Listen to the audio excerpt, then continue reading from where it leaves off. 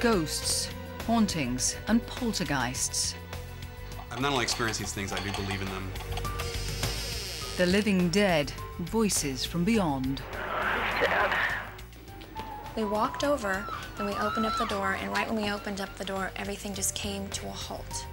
It was one of the strangest things I've ever experienced. Where do they come from? What do they want?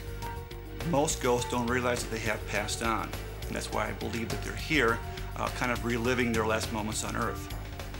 Are they real or are they imaginary? I think of it like being a TV screen. I think I can pick up channels. The techniques, the technology. The high-tech search for the supernatural. Real ghost hunters.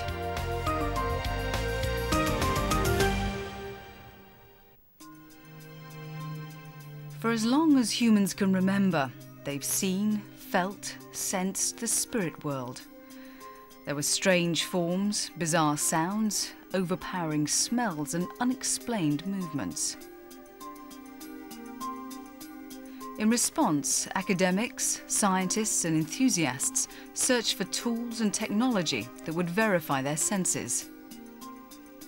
From divining rods to pendulums to Ouija boards. They used everything from putting powder on the floor to see if the ghost would leave footprints behind, to setting up threads to see if the ghost would break through them. Their research led to descriptions, theories, and 3 categories of ghostly phenomena: poltergeists, hauntings, and apparitions. In German, poltergeist means a noisy, mischievous ghost. Traditionally, they've been associated with abrupt sounds and unexplained movement of objects. Today, the source of the phenomena is believed not to be ghosts, but often an adolescent boy or girl with psychokinetic powers. And they have an ability, which we all have to some degree, called psychokinesis, mind over matter, that is affecting these objects, that's moving them around. It's kind of like a psychic temper tantrum. The second category, hauntings, have often been compared with a film loop. An event is replayed over and over in the specific location. The location appears to hold a memory of the event. It could be a car accident, a murder, or something as benign as a person walking up a staircase. They might actually see a figure walking down a hallway, they might hear footsteps. But what will happen in these cases is these things are typically in a pattern. In other words, they'll happen again and again and again. The last category, apparitions, are spirits or souls that remain, although the body is left. This may be the most diverse category. What distinguishes them is that they have a consciousness. Apparitions interact with us. You'd be dealing with something like a teleconference, where you talk to the TV and the TV talks back. It's the idea that some part of human personality, spirit, consciousness survives the death of the body and can communicate, sticks around, communicates. Descriptions of these phenomena have become more and more accurate, but the source of them remained a mystery. And here's where contemporary ghost hunters hope that high technology will find answers.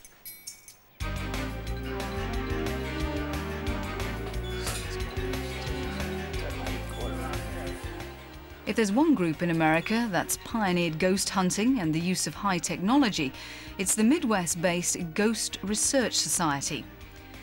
Established more than 20 years ago, this dedicated team has set new standards for high-tech investigations. I hope to prove here and other places that ghosts do exist, that there is something paranormal going on here.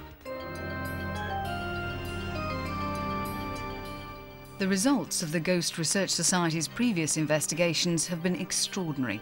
They've uncovered a huge variety of floating orbs and light formations that Dale Kaczmarek believes are paranormal anomalies. What are most interesting to me, I think, are the ones that really kind of change directions. They really defy gravity. They will float upwards. They will switch directions very quickly, change directions very rapidly. Very uncharacteristic of perhaps insects, dust particles, stray light sources, or anything else that these things might be. It very well might be spirit energy we're picking up. It's at least some form of residual energy. So again, these are things that we simply cannot explain right now at this point. This time, the Ghost Research Society is at the North Chicago home of Danaka Faye. Danaka moved in 3 years ago. Soon after, she began seeing strange things out of the corner of her eyes. And then, one night, in her second-floor bedroom, she clearly experienced what ghost hunters would define as a classic haunting. One night, it was really late night, early morning. I was sound asleep, and then all of a sudden I just woke up out of my sleep, and I look up, and standing in the doorway of my bedroom was just a figure. And I looked away, closed my eyes, looked back again, still standing there, and it was a man wearing like a dark blue uniform, and that started the whole thing. That experience was followed by numerous other strange events. Objects moved, lights turned on and off, pets appeared to see things. And while Danaka slept, something grabbed her feet and screamed in her ear. Some nights late at night it is a little spooky, because you just know someone else is in the room with you, and there's really nothing you can do about it. It's really hard because I haven't had any actual proof or anything like that, so some nights I just feel like I'm going crazy and just go back to bed, and other nights I'm like, okay, no, I know this really happened to me. Dale and his team from the Ghost Research Society use a 3-step approach to their investigations. First, they comb the location with handheld sensing equipment. They use a negative ion detector to test for static electricity.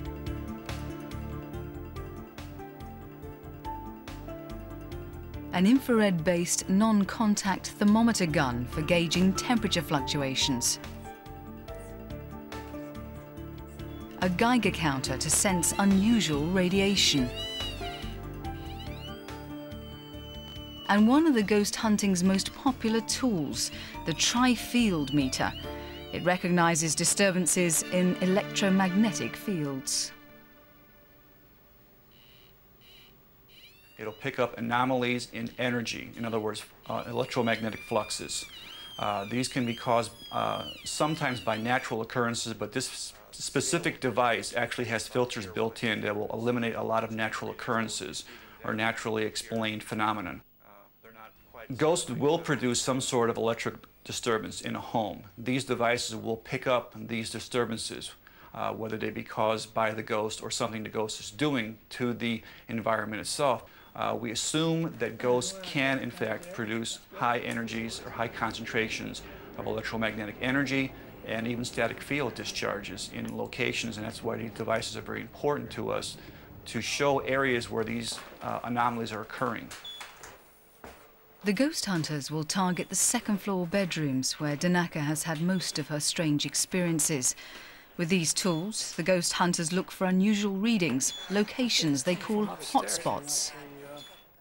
Okay. Tri-field meter is really going crazy over in the other room over there. I don't know. Yeah, in the back room, they're picking up a lot of high energy readings in the tri-field meter.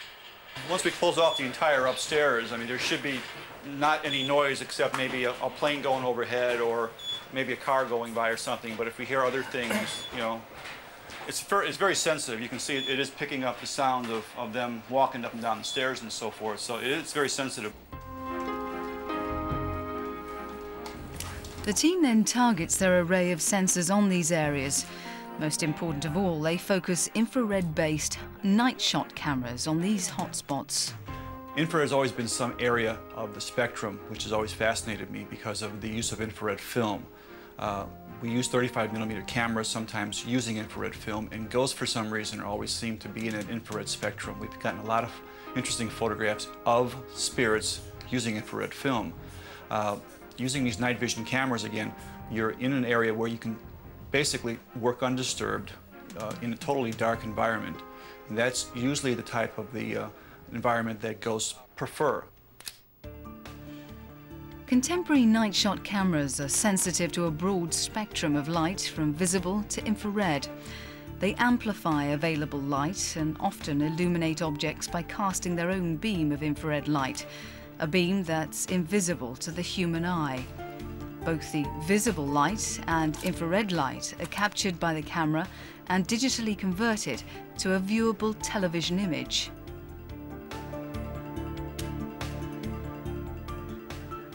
With their equipment in place, Dale and his team wire everything to a bank of monitors and a computer on the ground floor in the kitchen.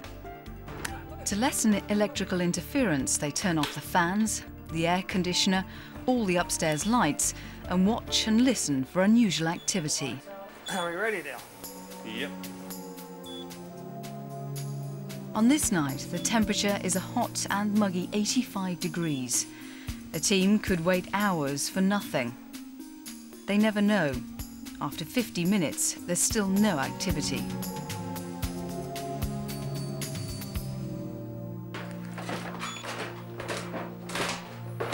Everybody's here. Sounds like something's moving around up there. Then the truly unexpected I've happens. been noticing that for the last couple of minutes here. No, there ain't nobody up there.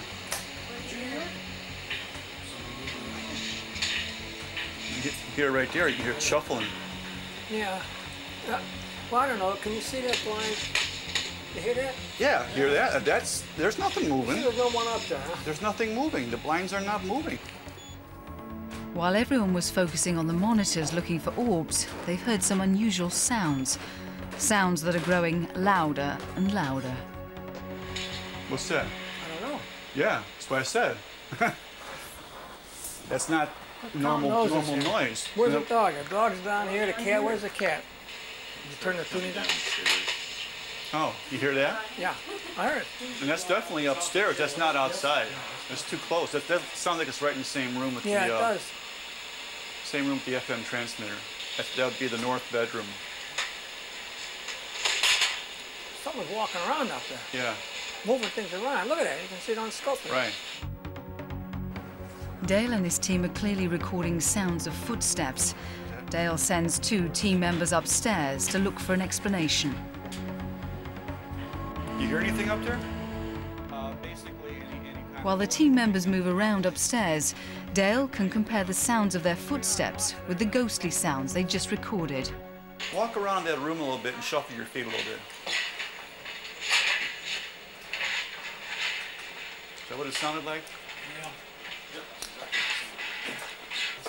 Sounds very similar.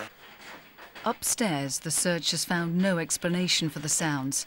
A window in the room had been open, but there are no metal blinds there that could have caused the sound. Then, the orbs appear. We just saw our first, looked like a glowy ball or globe of some kind in the number 2 camera, which is stationed across from the washroom. It was on the floor, fairly short-lived, only a few seconds, but similar to ones we've seen in the past. Over the next 45 minutes, 5 other orbs glide through the screen. We just got another hit just right there too. This one comes from right to left, down. She comes in the room and goes straight down to her right side. This one goes up her leg. This one kind of floats up in this direction very slowly. There went one right there. Saw her? Yeah. And that was in the... Pretty bright one too. 8 hours later, Dale Kaczmarek and the Ghost Research Society team have completed their investigation. The results are in, and the findings are extremely unusual. Well, we found a lot of interesting things on the videotape, including strange lights and objects that floated through the screen. We also heard some strange sounds upstairs, including shuffling of feet, what appeared to be movements of objects or something. We heard like crashes and different types of sounds indicating there's something going on upstairs. I would assume that they may all be related in some way, that there may still be something here paranormally in the form of a spirit or a ghost. Over the coming months, the Ghost Research Society will continue to investigate Danaka Faye's home. They'll look for a source for those sounds and these strange images. And that's okay with Danaka Faye. She's glad to have confirmation that what she's been experiencing is real, and surprisingly undisturbed at the thought of continuing to share her home with one or more ghosts. No, the ghost doesn't need to go away. He can stay. He doesn't do anything, no harm, so as far as I'm concerned, I can live like this.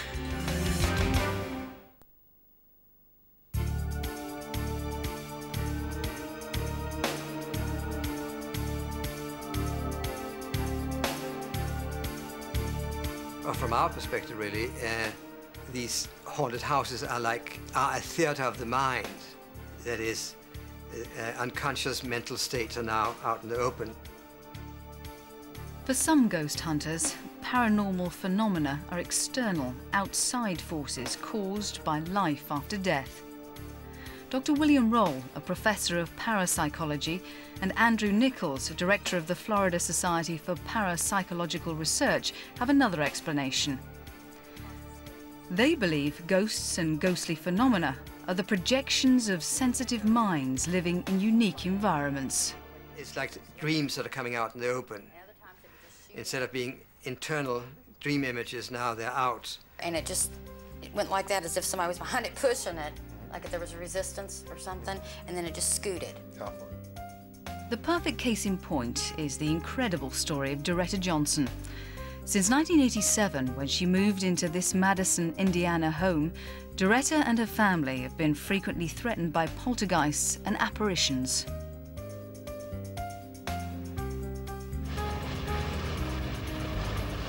Unexplained fires, rooms being wrecked, nobody been in them, glass breaking, dishes flying from the cabinets. Just, there was a long list of things that would happen.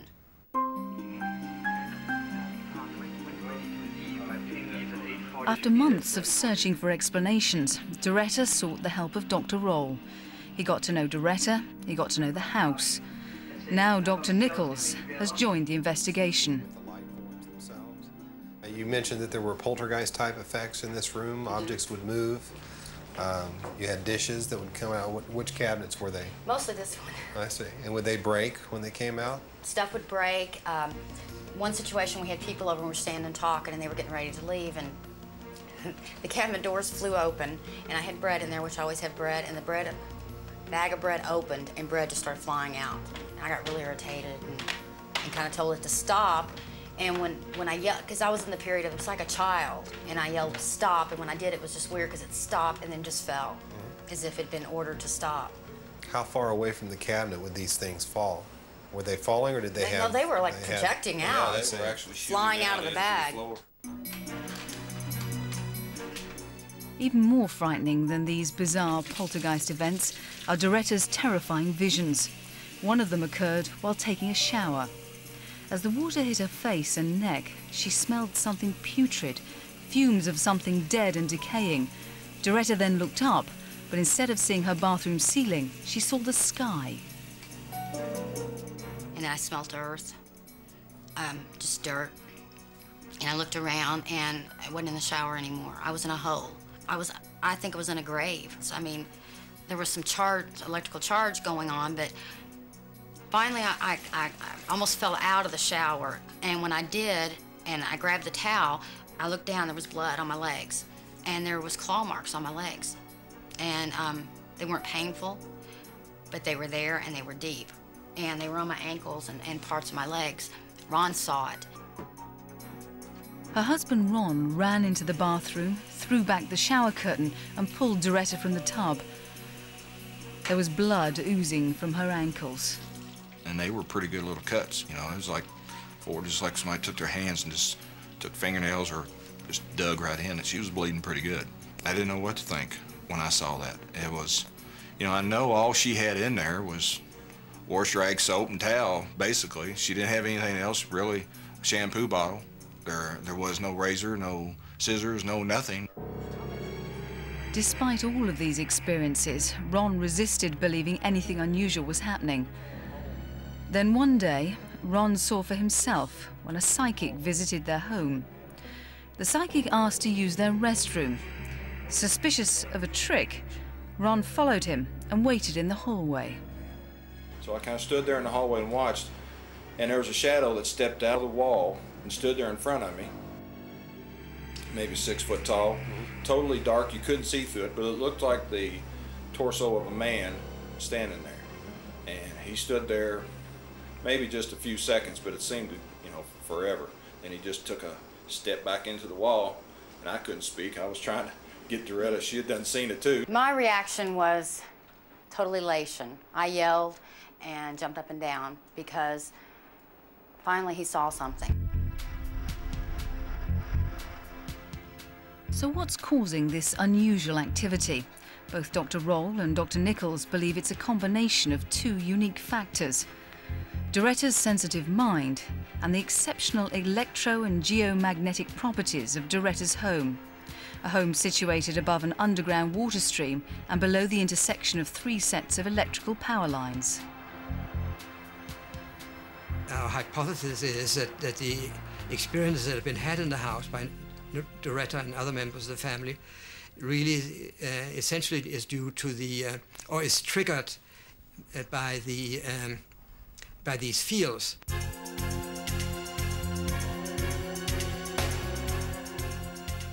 To test their theory, Doctors Roll and Nichols want to examine the electromagnetic properties of the house. They'll try to connect them to Doretta's electrical conductivity and her brain activity. Dr. Nichols begins by taking measurements of the household energy levels.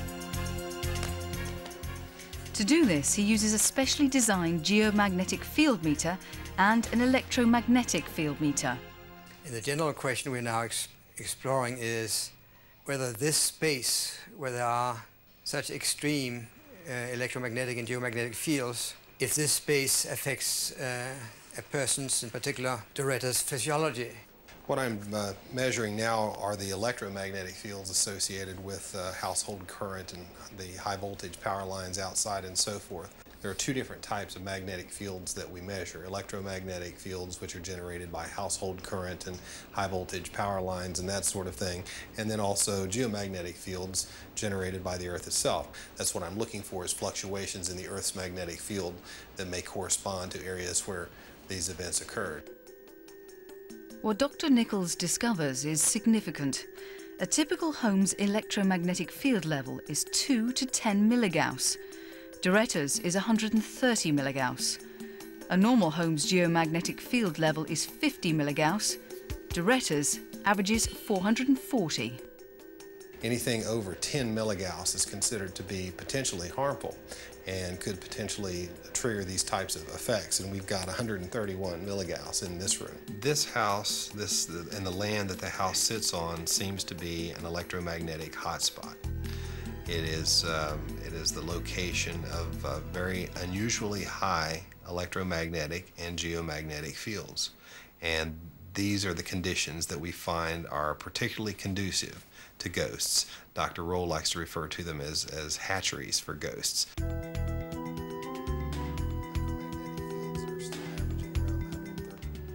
After measuring the electric and geomagnetic fields, Dr. Nichols progresses to Doretta's electrical conductivity. He attaches a sensor to her finger to measure Doretta's GSR, or galvanic skin response. What GSR actually measures is the permeability of the skin to an electric current. It's skin resistance. And the lower it is, then the less resistance there is in the skin to an electric current. Then, to examine Doretta's brain activity, he attaches electrodes that connect her to an electroencephalogram, a device which measures brain waves. They'll pay particular attention to her alpha waves, brain waves associated with psychokinetic powers. 240? Yeah. Doctors Roll and Nichols asked Doretta to place herself in a state of deep relaxation. Then, they wait and watch the computer monitor. This is a standard EEG graph, and this is a spectrogram of her brain waves showing the bars in the frequency ranges that she's producing predominantly. As she relaxes more, she's starting to produce more down the lower end of the spectrum, which is the alpha, so more of a relaxed meditative state. 20 minutes later, the doctors gather the data. They find surprising and perhaps revealing results. A typical galvanic skin response is as much as 175. A relaxed person has a GSR of 80. Doretta's is 0. I've never seen a human being that has a 0 GSR before, which means that you are a very, very good conductor. It may indeed be the key to her ability to focus these energies, channel these energies, because she's able to conduct electric fields through her body with virtually no resistance. Also remarkable is Doretta's brain activity. The EEG has shown that Doretta has an exceptional ability to place herself into a relaxed state of mind.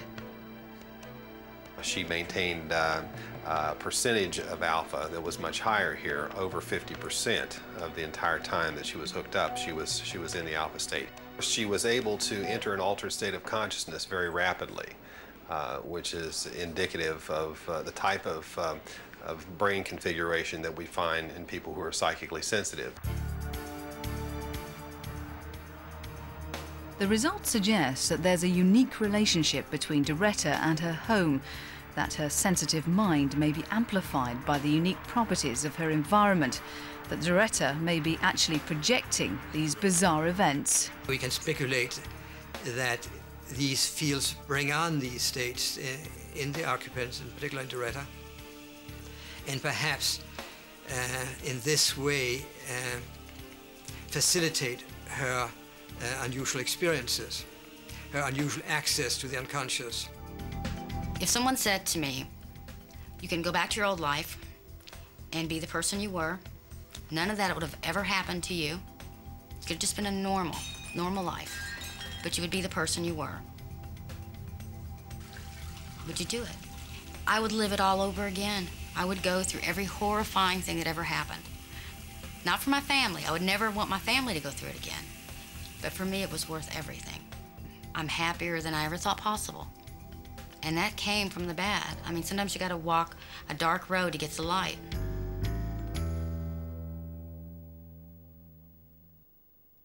I got the neatest thing on your eyes. Oh, they're just shining back at me.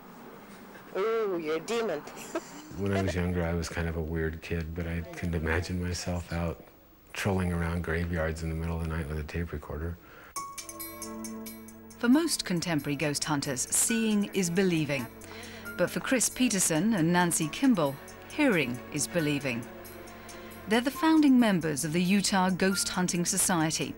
Their interests are apparitions and the ability to communicate with them through EVP, electronic voice phenomena, a recording technique that allows paranormal researchers to hear ghostly communications embedded in everyday sounds. You didn't need to have everything, you know, lots of scientific knowledge or equipment to do it. You could just go out and anybody could do it. I mean, if it's there, let's prove it. Let's see if we can get it, and that's what we did. Very peaceful place. Are most of you at peace? It's just really, it's exhilarating, it's exciting when you get really good contact. Over the last few years, they've gone on hundreds of ghost hunts and come up with thousands of extraordinary EVP. One was at a Utah pioneer cemetery. There's some sparkling on this headstone. A lot of these people, families were buried together, and you'd see 4 or 5, 6 children that never made it to their first birthday, a lot of them that didn't make it to their first week of life. And I was saying how sad it was, as being a mother, how sad it would be to lose children, just one right after another. And we had a very sad voice of a woman that said, I am so sad.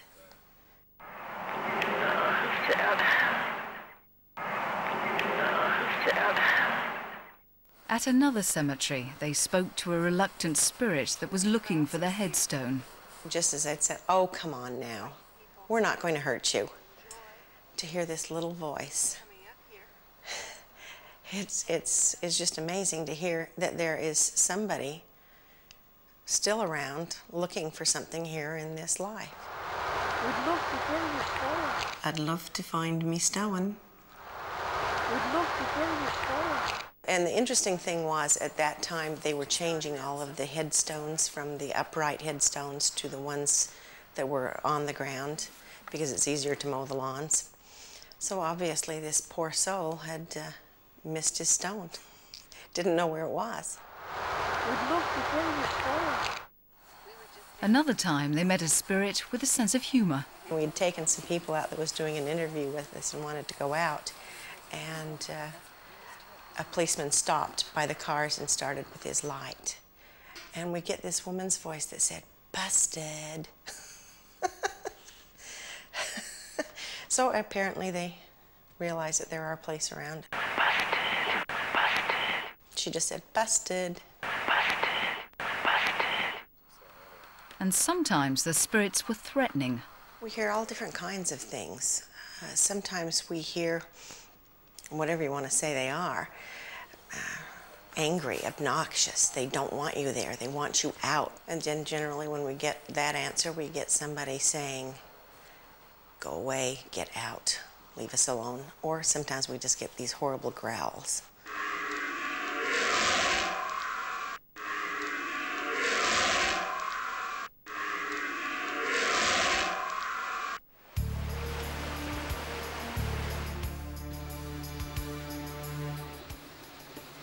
Tonight, Chris and Nancy have a new challenge before them. They've travelled from Utah to California. They're about 90 miles south of San Francisco in a coastal town called Brookdale. Their destination, the Brookdale Lodge. The lodge is owned and operated by Leanne and Bill Gilbert and their daughter Jennifer. Jennifer has often seen ghosts. I'm so used to it, I almost feel like it's a protection. I feel like there's someone protective watching me. There's always been the same sightings of a little girl. I've seen images that are running and the sound of feet running, and then when I go to look out to see who's there, there's absolutely nobody there. I've seen a little girl walking through the upper level and just disappear into thin air. Built in the early 20s, the Brookdale Lodge was a celebrated hangout for Prohibition-era gangsters.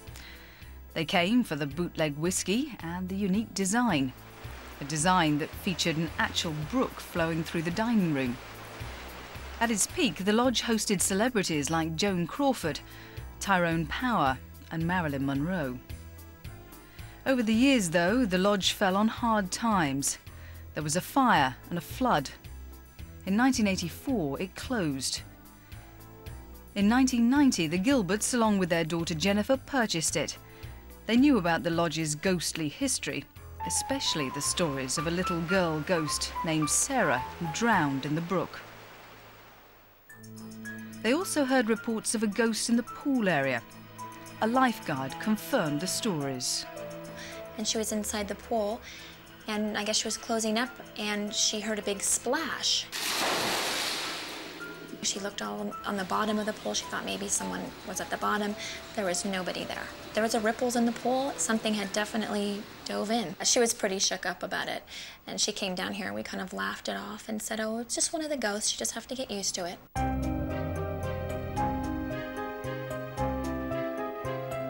At the Brookdale, it hasn't been only what people see, it's also what people hear. Late one night, Jennifer and bartender Ellen Galboa were closing up. While clearing glasses and putting away chairs, they heard the sound of a party in the adjacent Brook room, complete with old-time dance music. It was totally weird. It was scary too, because we thought that it was a bunch of kids with stereo or something, broken into there. We walked over and we opened up the door, and right when we opened up the door, everything just came to a halt. It was one of the strangest things I've ever experienced. Brookdale Lodge in California. We just want to say hello.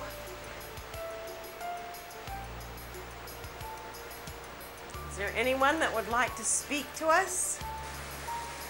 Is there more than one person here? Can we invite you to speak with us tonight? Armed with an audio cassette recorder and external microphone, Nancy and Chris are in search of EVP and evidence of ghosts at the Brookdale Lodge. We would invite you to speak, but you will have to speak so that we can hear you. Their recording technique is basic. They ask questions and pause, waiting for responses. Responses that, at this point, are inaudible to human ears. We know that there's been someone here.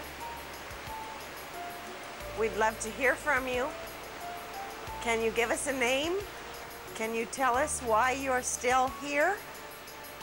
Is this a room you like to be in? We wish you the best. Thank you. We'll have to record it into the drive and see if we can clean it up, and we'll see. Okay, let's do it. The next morning, Chris and Nancy take their recordings into a remote audio laboratory that they've set up in the back offices of the Brookdale Lodge. Okay, what we're going to do is we're going to record a section of the tape that we made last night to the hard drive. They load their recordings into the computer, looking for what is known as ELF, extremely low frequency voice recordings. Human voices are normally heard in the sound frequency range from 300 to 3000 hertz. ELFs are found in a lower range from 1 to 300 hertz. That's a physical impossibility for the human voice. It's not somebody walking around off camera calling things out. With the aid of audio editing software, Chris searches the tape for sounds in the ELF range, sound that might be voices. Once he finds a section, he uses the computer sound editor to filter, amplify, compress, and stretch the sound. It's EVP 12.81 hertz. Ah, great. It's too low to be a human voice. We got it. This part right here is probably the sound of the river. That's here. Okay, what we're actually looking at on this scale is the highlighted section right here. So this is the very first part, and as you go through, you have the rest of the sound bite right here. It sounds like a little girl's voice.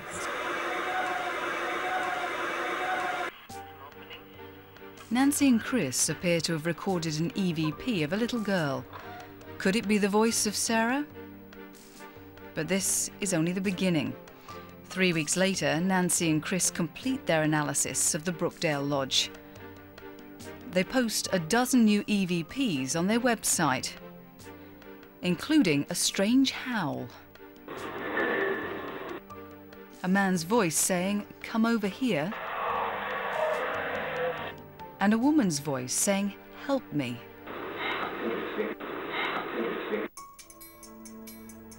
Though the meaning of these statements is still obscure, it seems clear to Nancy and Chris that there's a little girl's spirit that is trying to speak to them.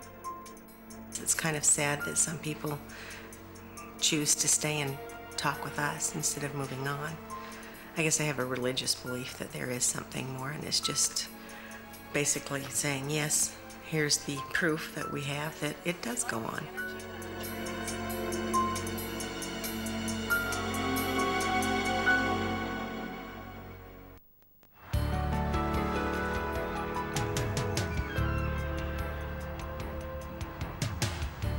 One of the ladies had a child with her, a little boy who was 3 years old, and he broke away from his mother and ran out into the hall, started up the stairway. And by the time she caught up with him, he was already coming back down. He said, "I don't want to go up the stairs. There's a ghost up there."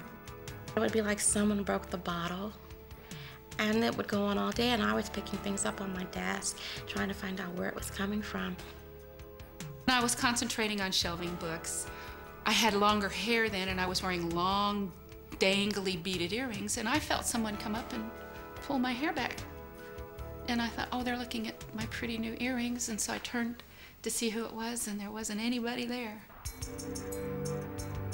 They call her the Lady in Grey, and for more than 60 years now, she's been haunting Evansville, Indiana's Willard Library. The first sighting was in 1937, when a night cleaner was in the basement firing up the furnace. One night he went through into the unlocked portion to stoke the furnace at about 3 o'clock in the morning, and he dropped his flashlight, raised up after he dropped the flashlight, and he saw this form in gray veil, long gray dress, and it just melted away before his eyes. Also, the ghost has often been sensed in the children's room. Librarian Ann Wells remembers her first encounter with the Lady in Grey on Halloween Day in 1990. Noticed a fragrance, a strong smoky fragrance, something like incense. And when I would step 2 steps away, it would be completely gone. And then I'd come back to that area and it'd be very strong. And it didn't dissipate slowly like an aroma does that lingers. This was like turning a light on or off.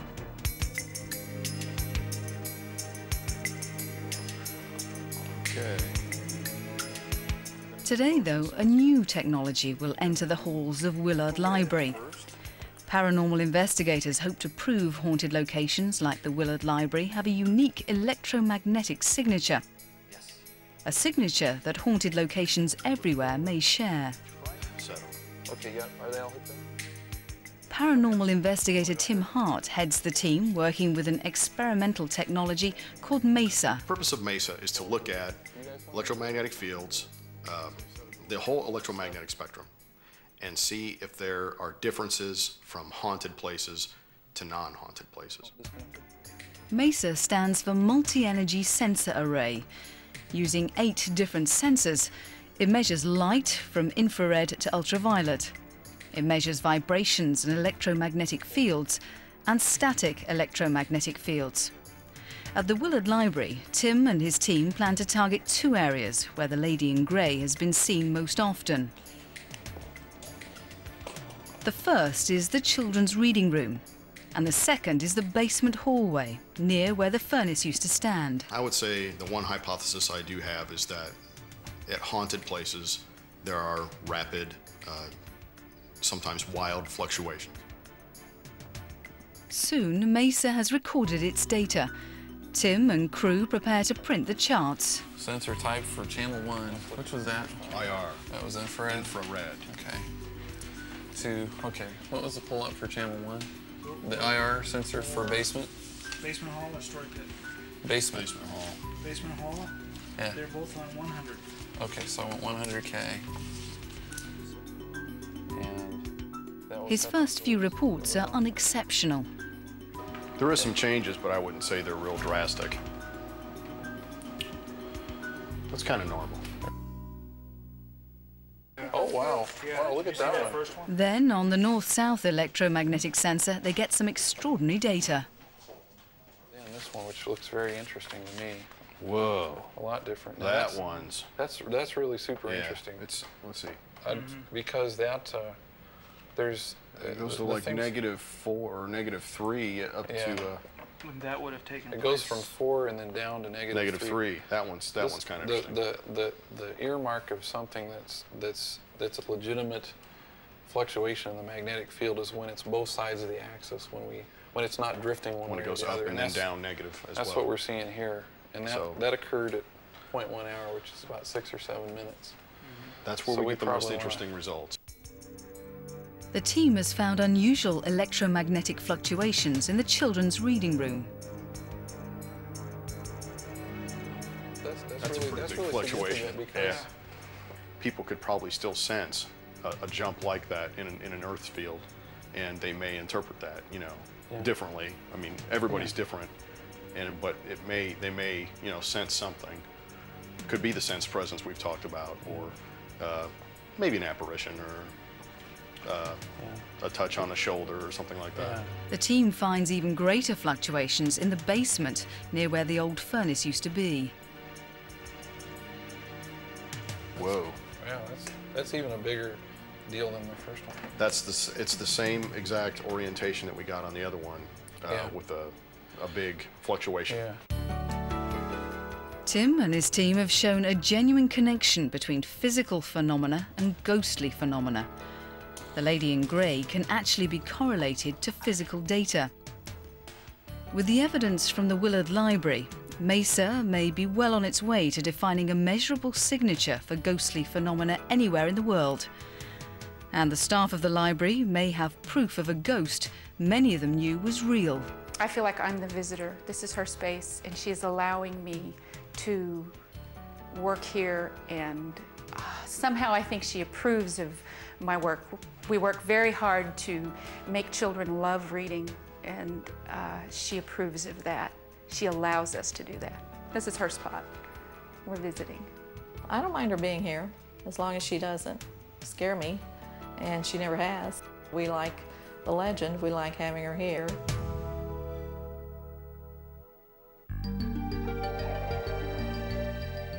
Are ghosts truly the spirits of people who once walked the earth?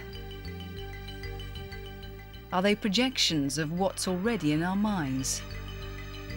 Are they trying to communicate with us, or are they just the stuff of fantasy? The answer is still unknown. It's clear, though, that each year our fascination increases and our ghost hunting tools improve. And someday, our age may be considered the very dawn of ghost hunting. It would be naive for us to think that this short space of time that we live on Earth is our total existence. There must be something beyond this time. It's natural. And that's the one thing I want to prove, that it's not supernatural, it's just part of our world. The draw is a great mystery. It's learning something you have a curiosity about, and people have a curiosity about the unknown. We also fear the unknown. And so what we fear, we want to know about. It's how science has continually progressed. It's a mystery to be solved.